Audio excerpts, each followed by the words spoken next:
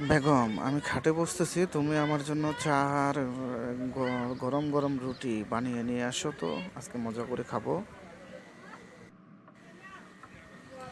তোমার বাড়িতে কি আমাকে চা আর কফি বানানোর জন্য পাঠিয়েছে আমার আব্বা যে তোমাকে 10 লাখ টাকা যৌতুক দিয়েছে, সেটা দিয়ে তোমার মন ভরে নেই? এখন তুমি একটা কাজের লোক লোক রাখো, আমি পারবো না।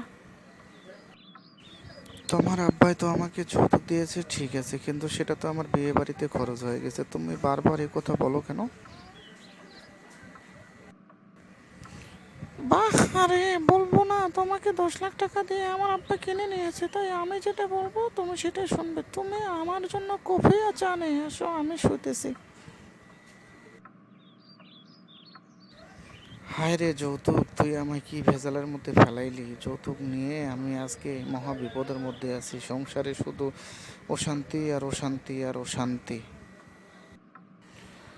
টাকা নেওয়ার সময় কি তোমার মনে ছিল না যে তোমাকে বিক্রি করে দিচ্ছ? তাই এখন থেকে আমি যেটা বলবো তুমি সেটাই শুনবে। বাস, আর কোনো কথা নেই।